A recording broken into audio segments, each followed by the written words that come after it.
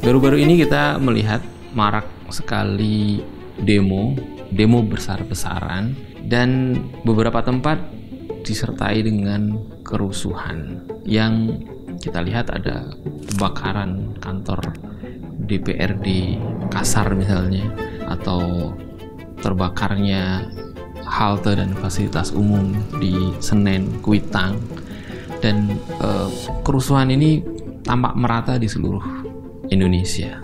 Kita akan membahas ini dengan pendekatan teori komunikasi ala David Berlow.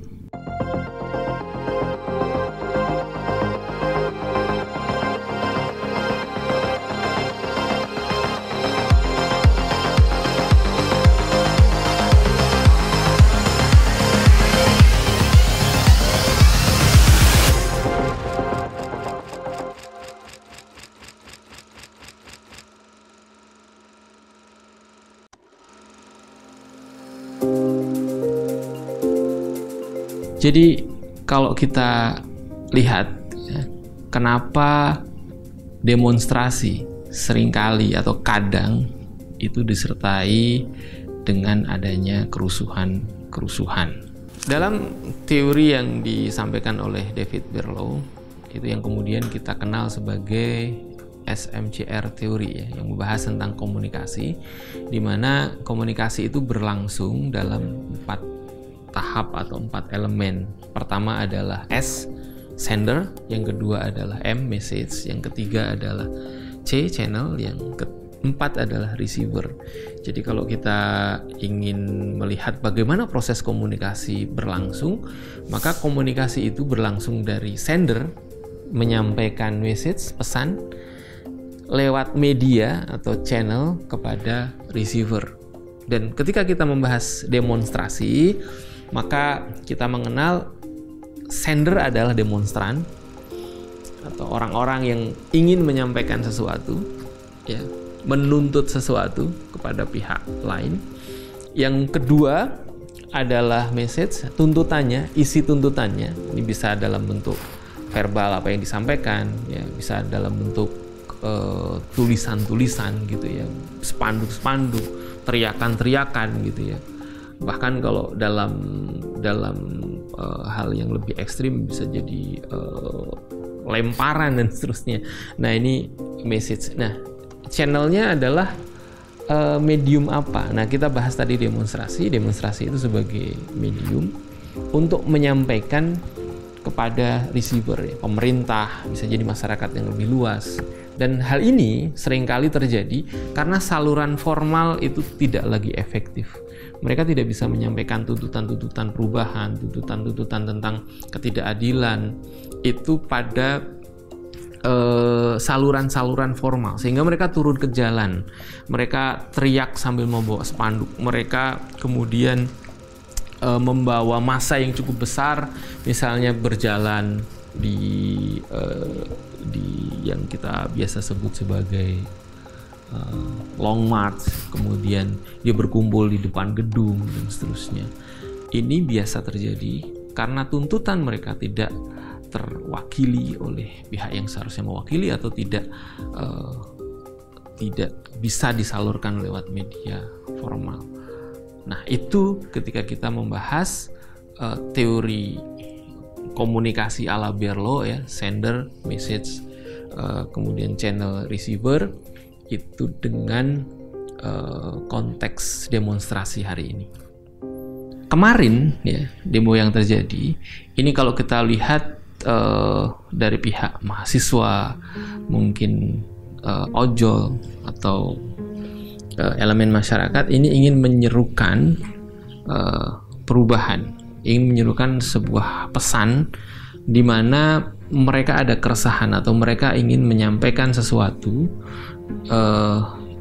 atau tuntutan, antara lain misalnya bubarkan DPR, atau ada yang menuliskan juga misalnya adili ini, misalnya adili Jokowi misalnya, atau turunkan pajak.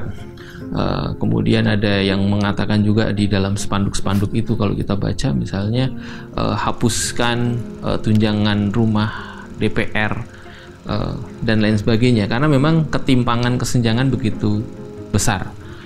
Misalnya juga ada tuntutan misalnya hapuskan pajak yang meningkat drastis dan seterusnya. Nah, ini adalah pesan yang dibawa oleh sender atau pendemo tadi yang ingin disampaikan kepada pemerintah, dalam hal ini pemegang kebijakan, atau lebih luas lagi kepada masyarakat, supaya masyarakat punya kesadaran bersama sehingga gerakan ini membesar, dan mediumnya adalah demo. Nah, dalam pendekatan teori ini kita juga mengenal nanti ada noise, di mana noise ini adalah faktor yang membuat pesan dari sender yang kemudian seharusnya diterima oleh receiver ini menjadi terganggu, menjadi tidak efektif, menjadi tidak efisien. Nah, kalau kita melihat adanya kerusuhan, bakar-bakaran yang disinyalir itu juga by design, dalam pendekatan teori komunikasi, tentu kita akan melihat ini sebagai sebuah cara untuk mengaburkan atau menghilangkan makna yang hendak disampaikan oleh pendemo kepada yang didemo, receiver. Dalam arti pesannya tidak akan sampai. Antara lain kalau memang dalam sebuah demo yang besar, misalnya tuntutannya juga sudah ada dan terjadi kerusuhan di sana, bakar-bakaran dan seterusnya, maka yang terjadi adalah pendemo atau yang ingin memberikan pesan ini akan tercitrakan negatif, atau image negatif akan muncul dari sana. Nah, ini adalah salah satu bentuk di mana proses komunikasi ini nggak akan efektif, di mana si sender ini dihilangkan kredibilitasnya, atau dihilangkan eksistensinya, sehingga orang tidak percaya lagi terhadap apa yang disampaikan. Orang akan mengatakan, ngapain menuntut sesuatu, toh mereka juga cuma bakar-bakar sesuatu buat rusuh aja. Itu masyarakat kan image-nya jadi begitu. Nah, yang kedua, kalau kita lihat dari sisi message atau pesannya juga akan kabur.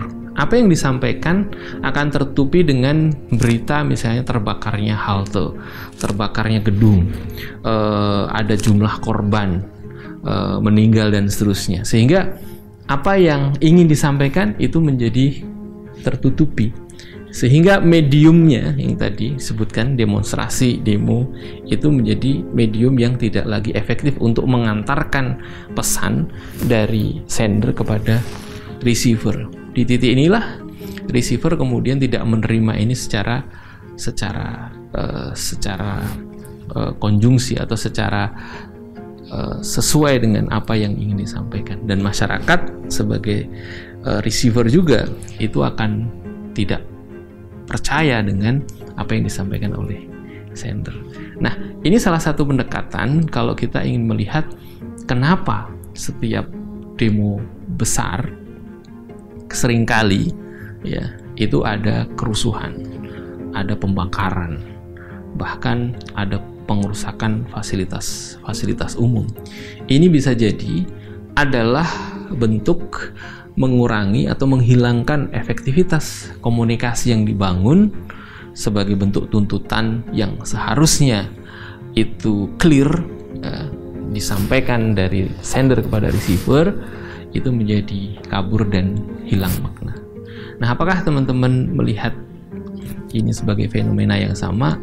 Ya, silahkan. Karena kalau kita lihat dari pendekatan teori komunikasi Berlow, dari sender, kemudian message, channel, dan receiver, kita bisa menganalisis seberapa besar komunikasi ini bisa dijalankan dan seberapa besar itulah tantangan dari pihak sender untuk bisa menyampaikan makna ini secara tepat, ya. Secara dinamis ini akan bergulir dan ini akan menjadi sesuatu yang bisa dipahami oleh kedua belah pihak, dan ini bersifat interaktif.